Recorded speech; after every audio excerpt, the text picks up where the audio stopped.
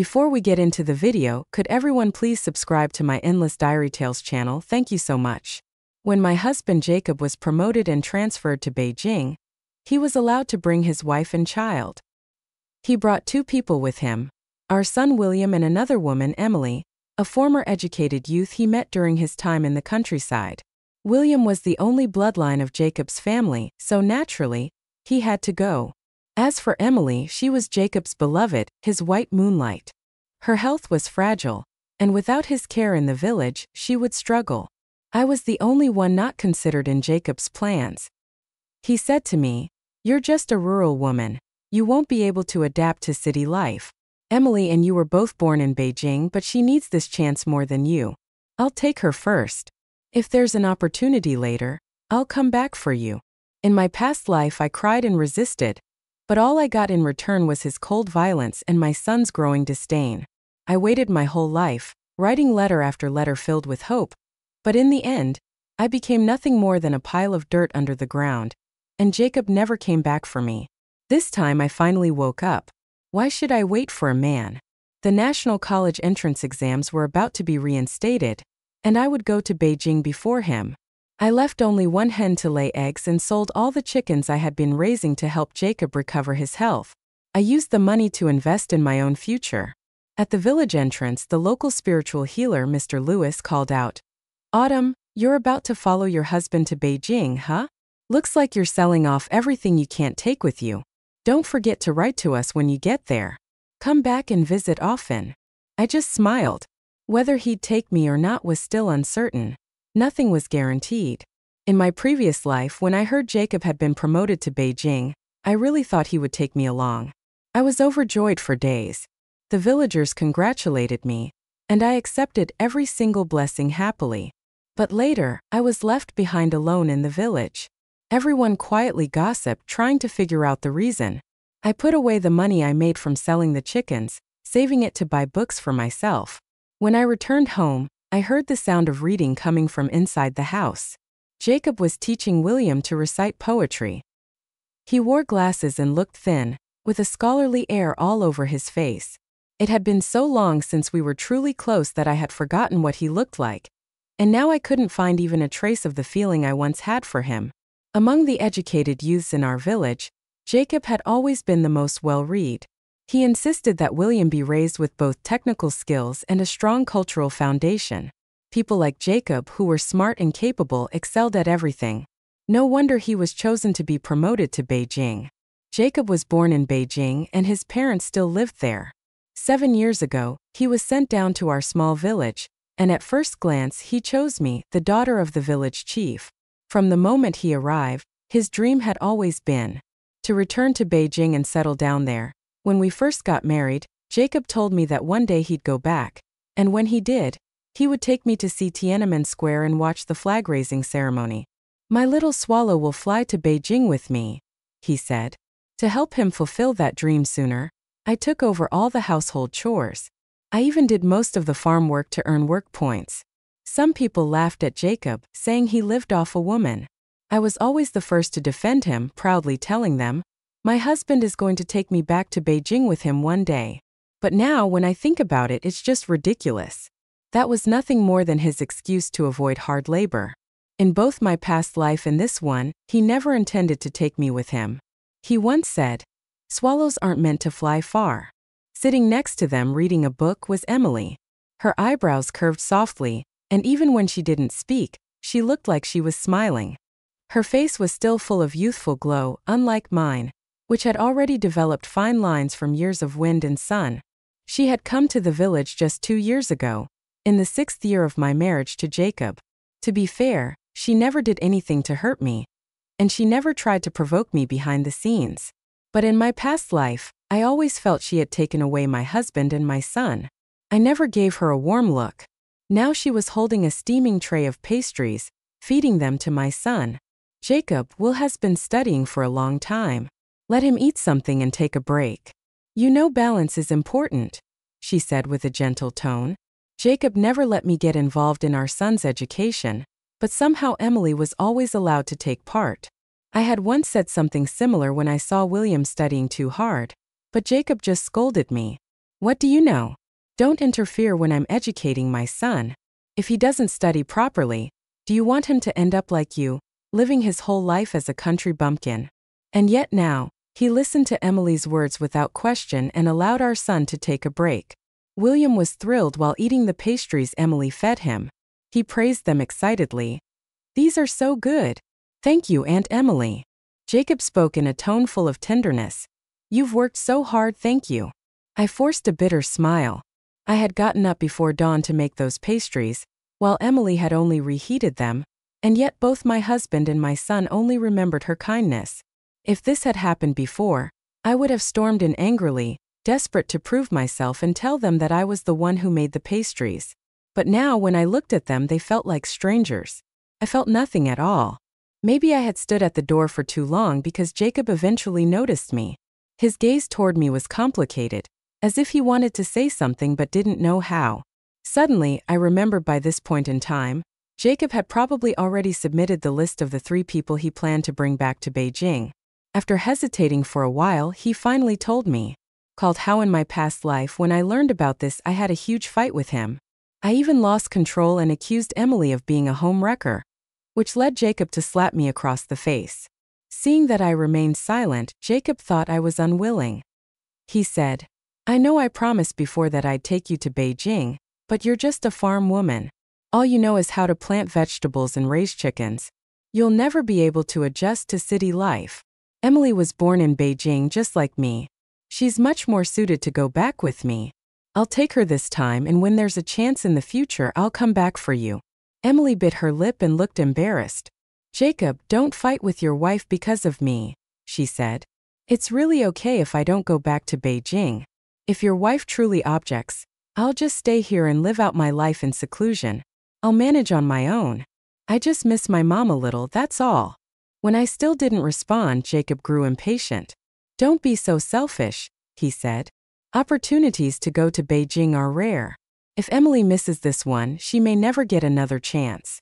I know you've always been hostile toward her, but we're not what you think. There's nothing shameful between us. We're innocent. Don't be unreasonable." William, arms crossed, echoed his father with the maturity of someone far beyond his age. "Mom, you're being too selfish. You were born in the countryside. Why won't you let Aunt Emily have the chance to return to the city? Only intellectuals like her deserve to go to Beijing with us. You can just wait for the next opportunity. Why do you have to fight with Aunt Emily over it?" I laughed bitterly and sighed. My son must have forgotten that he too was born in this village, and not only that, he came from the body of the very countrywoman he was now belittling. After Jacob and William left for Beijing in my past life, they never came back. William only sent 2 letters during the first few months after he left. After that, he too went completely silent just like his father. It wasn't until people heard that I was dying that William finally returned, but not to say goodbye. He came back only to retrieve the property deed and claim the house that was all I had left. Looking at the ugly expressions on Jacob and William's faces now, I finally spoke slowly. "Why are you all getting so worked up? From the moment I stepped into this room, I don't recall saying a single word, and yet you've all been busy accusing me." Jacob seemed to realize he'd come on too strong. He pressed his lips together, trying to think of an excuse. I didn't wait for him to say anything more. I simply agreed to their proposal. Jacob was stunned. He hadn't expected me to agree so easily, but their joy quickly swept away any suspicion. The 3 of them embraced each other, crying tears of happiness as if they were the real family. I didn't bother with them. I went inside, locked the door, and shut myself in my room. Jacob assumed I was angry. He told William not to disturb me, saying I wouldn't stay upset for long. "Just give her 2 days, he said. "She'll come around on her own." But the truth was I locked myself in because I needed time to study. In just a few more months, the National College entrance exams would be reinstated. During those days I locked myself away to study. My mood was lighter than it had ever been. I no longer had to worry about what meals to cook, what clothes my husband and son would wear, or what new compliments they had given Emily that day. The physical aches and pains I had carried through half a lifetime of labor in my past life were gone. All I needed now was to earn some basic work points each day. The rest of my time was spent on studying. Contrary to how Jacob had always looked down on me as if I were completely uneducated, I had always been bright since I was a child. Before I got married, my grades were excellent. It was only after marriage, when I was consumed by household responsibilities, that I gradually set aside my studies. In my previous life after they left, I often regretted not continuing my education. I used to wonder if I had also been an intellectual, would Jacob have taken me with him? That thought haunted me, so I never really gave up on studying. Every year I'd work through the entrance exam questions multiple times, but by then life had already worn down my spirit. I never truly thought of getting into a university. I only hoped that if one day Jacob and William came back to take me to Beijing, I wouldn't embarrass them. But I waited my whole life. While I was finally at ease, Jacob was having a rough time. After that day, we naturally began sleeping in separate rooms. Without me laboring day and night for them, the quality of life for Jacob and William declined sharply. Jacob, aware that he had wronged me, assumed their hardship was my silent revenge. But the truth was I simply didn't have the time or energy to care about them. The lure of going back to Beijing kept them enduring the discomfort, and they made a point not to say more than a few words to me. That was until one day when my son couldn't hold it in anymore and came to find me. "Mom, I memorized the Song of the Lute." I was a bit confused as to why he suddenly came to tell me that. I was about to respond vaguely when I saw William's eager and joyful expression. Then I remembered back in my previous life I used to check in on his studies. Whenever he memorized something, I would praise him and ask him to recite it for me. Back then, he would always sigh dramatically, then fluently recite the poem before adding, "It's all just knowledge, even if I tell you, you wouldn't understand." But now I didn't have the time to cuddle him or sit and listen to poems I could memorize after hearing only a few times. I nodded lightly and said, "Good, keep it up." William didn't get the enthusiastic response he was hoping for, and was visibly upset. He shot me a fierce glare, then turned and ran off right into Jacob. Jacob had overheard the exchange and was clearly disapproving. "Child, you should encourage him more." I responded impatiently, "Weren't you the one who said too much praise would make him arrogant? That I shouldn't interfere in his education?" Jacob was momentarily silenced by my reminder. Then William, puffed up with anger, yelled, "Mom doesn't know anything. I'm going to find Aunt Emily. She knows everything. She's 100 times better than Mom." If this had been my past life, those words would have crushed me. I would have cried, deeply hurt by my son, and I might have even cursed Emily for shamelessly stealing my husband and son. But now I felt nothing, not even a ripple inside. Before Jacob and William could leave, I had already turned and gone back to my room. I still had mistakes in my practice tests that I hadn't corrected. As days passed, I became increasingly familiar with all the exam content. One day, after finishing my studies, I stretched and decided to go look for Jacob. A few days earlier, some officials had come to our home. They'd heard that Jacob was going to Beijing without his wife, so they came to investigate. At the time, I happened to come out to get some water and overheard Jacob speaking in his self-righteous tone. He said Emily was an intellectual, and taking her to Beijing would benefit not only him personally but also the development of the country. Compared to national interests, our small family didn't matter. He added, "My wife supports my decision." The officials were deeply moved by what they heard and immediately decided to grant me a subsidy. I didn't expose Jacob's lies because I really needed that money. With that subsidy, I would finally have enough funds to take the exam properly. Based on the timeline, the approval should have come through by now. I went around looking for Jacob and William, but neither of them were anywhere to be found. I figured they must have gone to see Emily again. I shrugged. I planned to wait until next time to ask Jacob for money.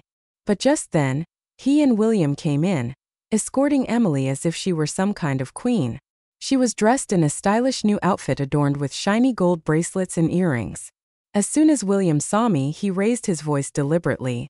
"Aunt Emily, you look so beautiful, like a fairy from heaven, not like Mom. These pretty accessories would be wasted on someone like her." I glanced at the jewelry on Emily.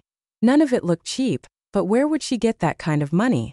There was no doubt in my mind it had to be Jacob who paid for them. The realization hit me hard. I rushed up to Jacob, pointed straight at Emily's jewelry and demanded, "Where did you get the money to buy these?" Jacob, seeing me furious, actually seemed a little pleased. Underneath it all, he said lightly, I treat Emily like a younger sister. What's wrong with buying her a few gifts? Don't be jealous. I even bought you a gold ring too. People abroad exchange rings when they get married. I slapped that pathetic little ring out of his hand. That was my money. Jacob cursed under his breath. Crazy woman, he thought. I was blowing things out of proportion. The money may have been under your name, he said, but I was the one promoted to Beijing. That's why the leaders gave us the subsidy. So how does that make it yours? I'll spend it however I want. You don't get to question me. He wasn't finished. Besides, you live in the village. You don't even need that money. You get by just fine. But if Emily goes back to Beijing without any jewelry, people will look down on her. I looked at Jacob, so smug, so self-righteous, and felt utterly done with him.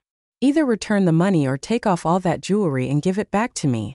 If not, I'll report this to the authorities. This is capitalist decadence, plain and simple. Let's see how far you get to Beijing with that hanging over you. Emily's face paled and tears welled up in her eyes. She started taking off the jewelry. Jacob, I told you I didn't want these. Give them back to your wife. Jacob nearly lost it. You evil woman. Can't you stand to see Emily happy? Didn't I also buy you something? What more do you want? William chimed in. Jacob, you're mean. Mom, I'm never talking to you again. But no matter how they yelled at me, I didn't budge.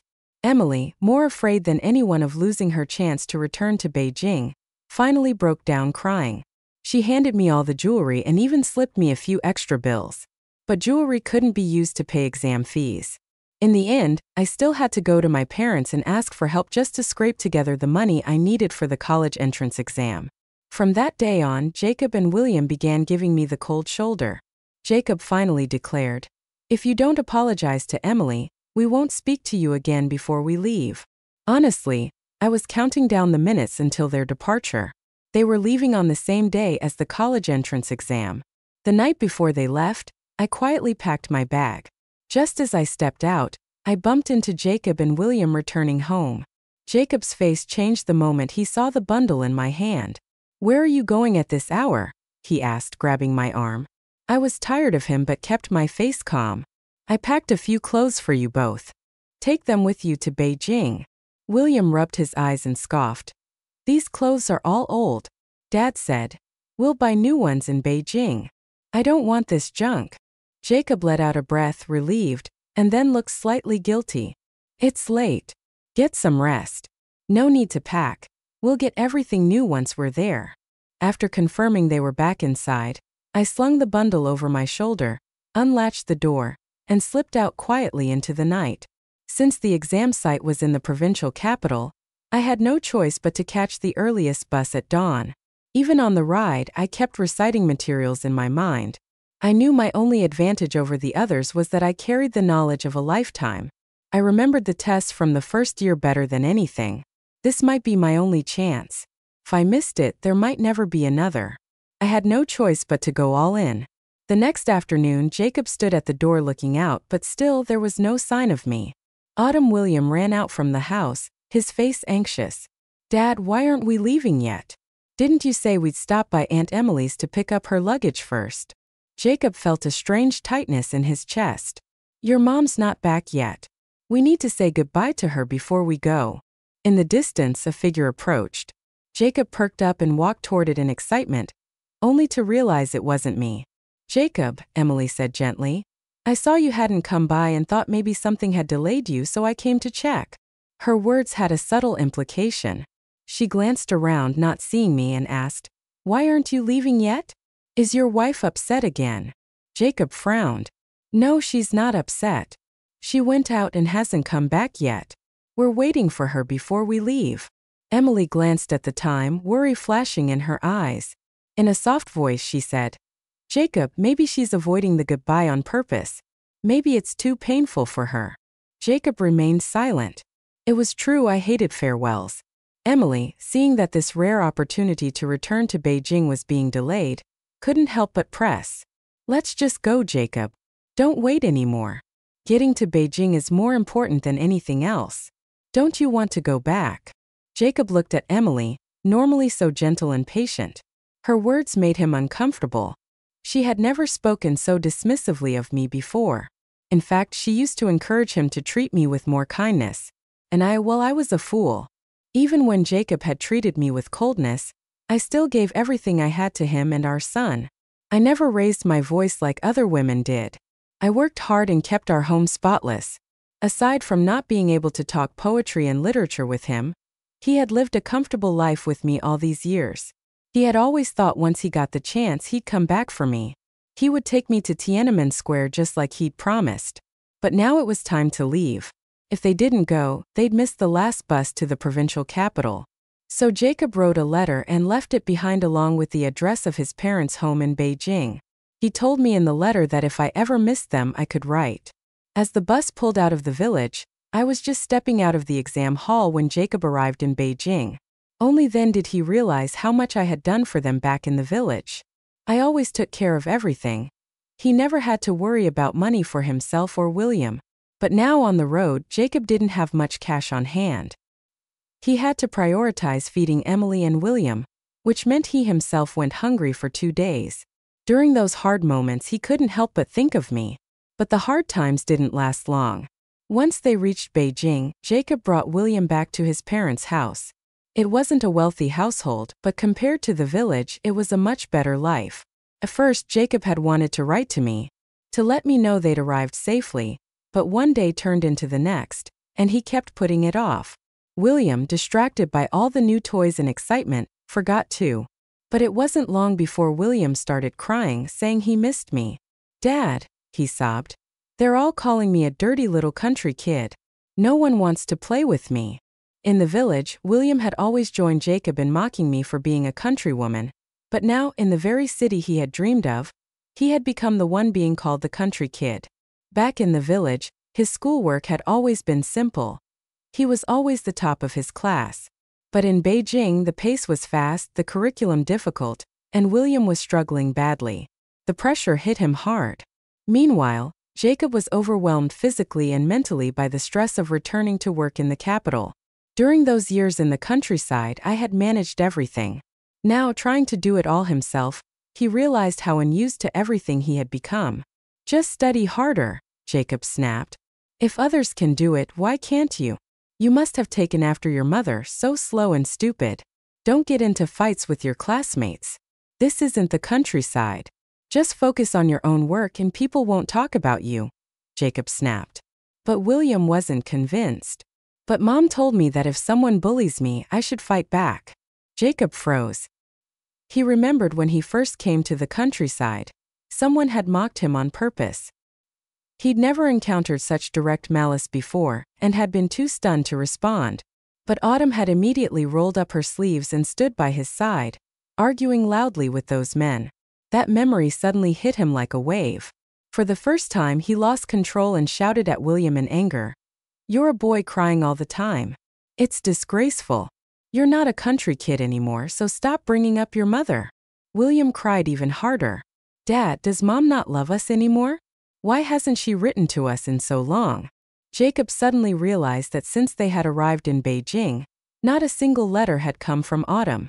If she'd seen the address, she would have written immediately. It had been too long. Something wasn't right, he thought to himself.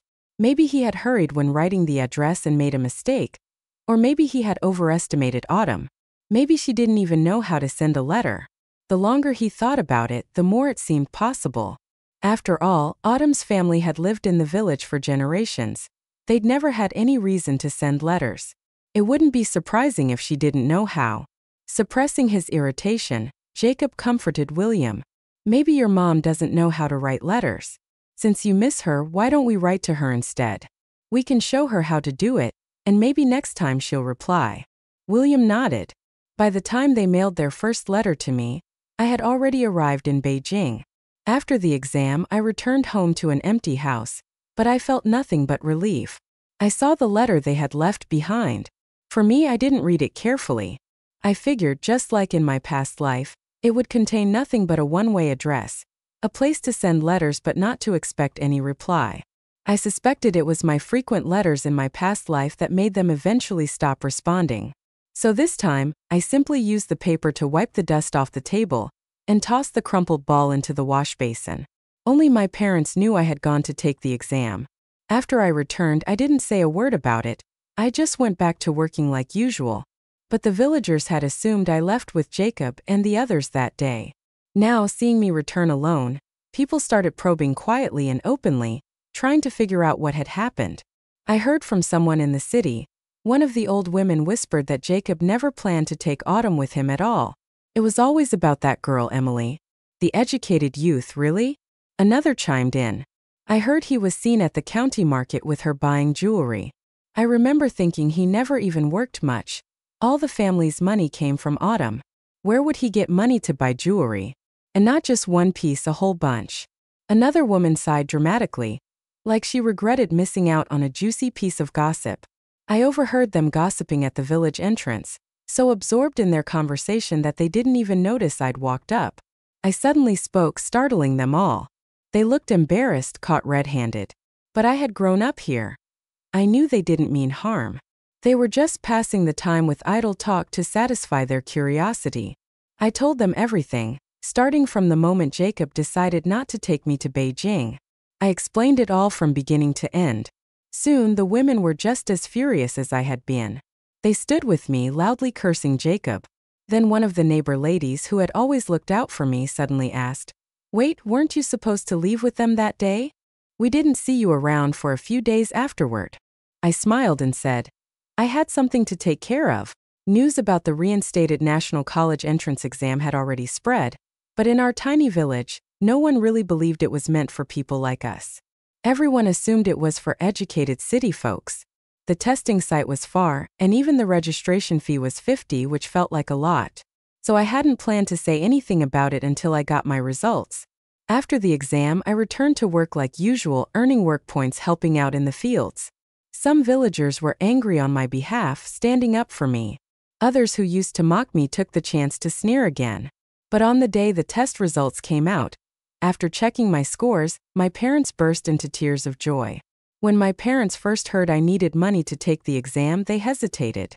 But since it was the first year the college entrance exams were reinstated, they figured it was more about the experience than the result. "Our Autumn should go out and face the wind and rain a bit more," they said. I didn't expect that I'd actually get in when the results came out. My parents were so overjoyed they wanted to hold a 3-day banquet in the old traditional style. I told them it was too extravagant and gently persuaded them that times had changed. It was better to keep things simple. In the end, still brimming with joy, they went to the supply co-op in exchange for several big bags of candy. Then they went door to door handing them out to everyone in the village. Right after that, our home phone at the public commune started ringing non-stop. One after another, officials from the county and the province called to congratulate us. That was when I found out my score was the third highest in the entire province. In the following days, the doorstep to our house was nearly trampled flat by visiting officials and business leaders. Everyone wanted to catch a glimpse of this golden swallow who had flown out from a mountain village. The same official who had issued my exam subsidy also came. He was a good man and a good leader. Director Jean greeted me cheerfully. "No wonder your husband didn't take you to Beijing. Turns out E2 had already made arrangements for him to go first and for you to follow later. Why didn't you say anything back then about taking the exam? I have tons of books at home, and I could have helped you apply for more subsidies from higher up." I felt a little awkward. My husband didn't know I was taking the exam. I told him honestly. Director Jean was stunned. I walked into my room and brought out a small cloth pouch filled with gold and silver jewelry. His voice became hesitant. "What's this?" I smiled bitterly. "This is the subsidy you gave me. My husband used it to buy gold jewelry for another woman. I cried and fought to get it back. Tell me, would you have dared to let him know I was applying for college?" When Director Tsong heard that Jacob had taken the subsidy and spent it on someone else, he was furious. These intellectuals who were sent to the countryside all act like they're better than everyone. Turns out they're the most morally bankrupt. If I'd known, I never would have approved someone like that for promotion. What a disgrace. I could tell that he felt embarrassed for being misled by Jacob, so I quickly tried to calm him down. "This isn't your fault," I said. "My husband always belittled me. He said I was stupid and forbade me from studying. It was only after they left that I finally had the peace to focus on my education. If it weren't for your support, I wouldn't have been able to succeed. And while Jacob's character is deeply flawed, his academic ability and technical skills really were among the best of the Centone youths. He could still contribute to the country in Beijing. Our personal grievances shouldn't affect national development. Director Jean fell into silence, clearly lost in thought. I lowered my head to hide my smile. I was simply using the same high-sounding phrases Jacob used to use, making myself sound pitiful yet rational and considerate. Wasn't the only candidate eligible for promotion to Beijing? There was another man, Brother Leo, who had been sent down even earlier. He was a better fit in every way. The only reason he gave up the opportunity was because he had a wife and 2 kids and didn't want to abandon them. I figured Director Jiang had already thought of him by now. He promised me he would report everything truthfully. Then he left, fuming after placing my rightful bonus money on the table. I'd said those things on purpose to remind Director Jiang of how Jacob had once spoken to him in the same lofty tone. Once he realized he'd been manipulated into helping someone like Jacob mistreat me, I wouldn't even have to lift a finger. Director Jiang would handle it. Still, I couldn't count on just that, so I took part of the bonus and went to visit Brother Leo. His wife answered the door. "Autumn, what brings you here?" She was a simple, honest woman, and when she heard about what Jacob had done, she looked at me with genuine sympathy. "I'm here to see Leo," I said. "I want to ask if he's still interested in going to Beijing with his family." They immediately invited me in. Leo looked conflicted. "I've got 2 kids. No matter which one I leave behind, it'll break my heart, and there's no way I'm leaving my wife." His wife gave him a sharp look, signaling him not to talk like that in front of me. I smiled. "I might have a solution. I just don't know if you're both willing." Leo nodded eagerly. When Leo asked me what the plan was, I gave a mysterious smile. The solution was for him to temporarily register one of his children under my name. Meanwhile, Jacob had been running to the post office almost every day, hoping for a reply. The letter had already been sent out for quite some time. By now, they should have received something back. But no matter how many times he went, the post office always gave the same answer. There was no mail addressed to them. What he did receive, however, was a letter from Emily. In it, she expressed her gratitude. "Jacob," she wrote, "thank you for taking care of me during those years in the countryside. Your wife is a wonderful person. If there's ever a chance, you should bring her to Beijing too. As for us, let's not keep in touch anymore." By the time Jacob received that letter, I had already immigrated with my family. It was only then that Jacob realized Emily had never truly considered him anything more than a temporary companion on her path back to Beijing. She came from a wealthy family. Why would she ever settle for a married man with a child living in the countryside? Around the same time, I received the letters that had been forwarded to me by my parents, one from Jacob and one from Emily. I opened Jacob's letter, skimmed it quickly, found nothing of value, and tossed it aside. I opened Emily's next. Inside was a thick wad of cash. In her letter, she apologized, saying she never meant to destroy my family, but without Jacob, she wouldn't have had a way back to Beijing. At first, she had only gotten close to him, because he seemed like the most likely person to return to the city. She admitted everything directly, without excuses, without trying to justify herself. Part of the money, she said, had come from what Jacob had once spent on her. She had kept track of it all. The rest was from her own pocket as compensation to me.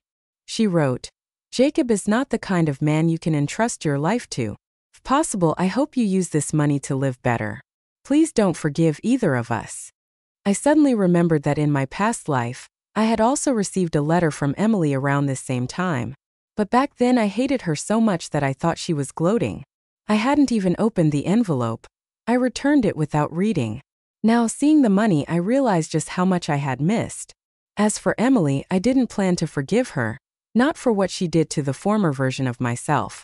From now on, we'd remain strangers.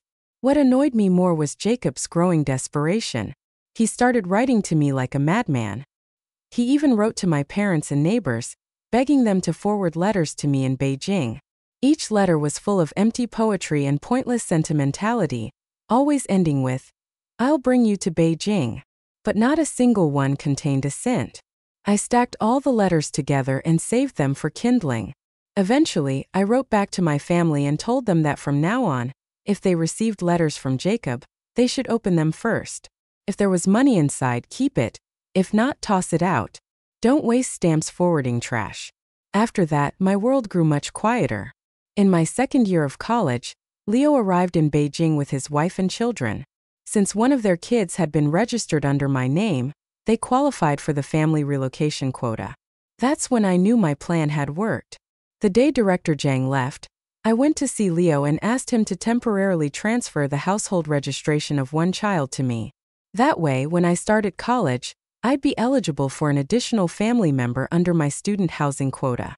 Leo could bring his whole family to Beijing. That final detail settled everything. Together, Leo and I filed an official report to the county authorities. We accused Jacob of abandoning his wife and engaging in capitalist decadence, with both Director Zhang and Leo supporting the complaint. I didn't believe for a second that Jacob would be able to keep his comfortable new life in Beijing. When I saw Leo again in Beijing, I knew things had gone exactly as planned. Most likely, Jacob and William had already been sent back to the countryside. In my third year of college one afternoon, as I walked out of campus with a classmate, she turned to me curiously and asked, "Autumn, you've been in school for years now. Why haven't you ever dated anyone?" I smiled. I'd gained a bit of weight, no longer working in the fields under the blazing sun, and my skin had improved. I looked younger now. Very few people at school knew I had once been married and had a child. Only a close few. Anyone asked, I never avoided the topic. Just as I was about to explain, a voice called out, restrained but full of emotion, "Autumn." I looked into the distance and didn't recognize them at first. Only when they got closer did I realize it was Jacob and William. I looked William over. He'd grown a lot taller. In both my lives, I'd never seen him at this age. Jacob's face was filled with the relief of finding something he'd lost. William's eyes were red. Jacob grabbed my arm and demanded, "Why haven't you written back? Do you know how worried we were? Why didn't you tell us you got into college?" I sneered. "Weren't you the ones who always called me stupid, who refused to let me study with you? You abandoned me and came to Beijing on your own, so why would I tell you anything?" Embarrassment spread across Jacob's and William's faces. My classmate looked at them curiously and asked, "Who are they?" I shook off Jacob's hand and said coldly, "Nobody." I turned to leave, but William suddenly cried out, "Mom, don't you want me and Dad anymore?" My classmate's eyes went wide with shock. "Kid, don't make things up," she said. "Autumn doesn't even have a boyfriend." I sighed and told her, "They're actually my husband and son." William kept sobbing, asking why I pretended not to know them. I was only filled with irritation. "Didn't you say Emily was 100 times better than me?" I said. "Why are you looking for me now? I'm just a countrywoman, not good enough for the two of you." Jacob stood there looking pitiful, pulling William close as if I were the cruel wife who had abandoned her family. Listening to Jacob, I learned that after they were sent back to the countryside, life had been hard. No one respected his background as a former educated youth anymore. On the contrary, people looked down on him for abandoning his wife. Every time he went out, the villagers targeted him. Jacob finally realized that without me, his life was anything but smooth. Only then did he understand just how complicated running a household was and how exhausting farm work could be. William, for his part, was happy not to be picked on by city kids anymore. But he hadn't expected that even the friends he was once close to now ignored him. That's when they learned I had already gotten into Peking University and had come to Beijing to study. They claimed they had sent letters, but I'd never received them. Since they didn't know my new address, they tried going to my parents' house but were turned away. That's when William injured his foot. No wonder he was walking with a slight limp. Luckily for them, not long after Jacob returned to the village, the government issued a new policy allowing educated youths to return to their original cities. That year, Jacob and William were finally able to come back to Beijing. But even in Beijing, the fact that Jacob had once been deported spread quickly. No organization wanted to hire someone with such a stained moral record. With no other options, they came to look for me, waiting outside the school gate for days until they finally saw me. After hearing their whole sob story, I felt nothing but contempt. It was laughable. I knew Jacob wouldn't come find me unless he had no other choice. If he had money or a job, he wouldn't be here. I looked at him coldly. So why are you here now? Do you still expect me to take care of you, two grown men, like I used to? By then, everyone around us had figured out what was going on. When Jacob tried to approach me again, my classmates stopped him. I grabbed my friend's arm, turned and walked away. When I heard Jacob and William shouting after me, I only walked faster. Later I heard they came by a few more times, but each time my classmates drove them away. After that, I began receiving small monthly payments, not even a tenth of what I earned doing research projects with my advisor. I anonymously donated all of it as scholarship funds to poor students at the university. Years later, Leo mentioned Jacob again. He was working construction when he got injured. His hand was crushed, unable to do manual labor ever again. By then, I was preparing to go abroad with my advisor for a major research project. I gave Leo a large sum of money and asked him to send William a monthly support payment. That was the last bit of kindness I could offer. Years later, our research abroad succeeded brilliantly.